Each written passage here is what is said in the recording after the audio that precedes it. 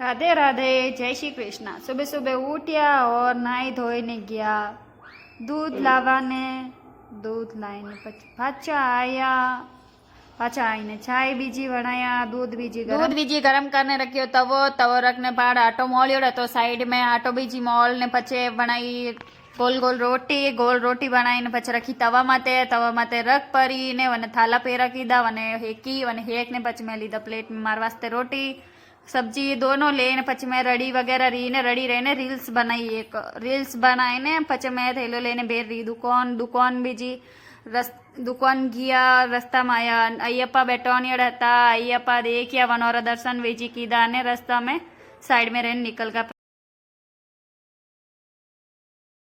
धकाए दे के पानी वाला नाले पहुंचे बंद फोटो सेल्फी लीधी। પછી ऊपर गया तो मानवी भी घटी हलावती और ऊपर मोर एक फ्रेंड है वे हली करता था। फिर रड़ी बीजी रहन फचा आएगा घर आयर बाद ने देखियो के धकेना में अय्यप्पा बेवणियोड था वटा डेकोरेशन वगैरह कीधर तो रोड क्रॉस करने पछे वीडियो बनाया रोड रो वीडियो बनायो। पछे देखिया के टाबरिया हांग डांस करिया था स्टेज माते वे बीजी थोड़ी देर देखने पछे डांस करता मानवी और मैं देखिया डांस की करे पछे आया घरे रे वास्ते घर आया।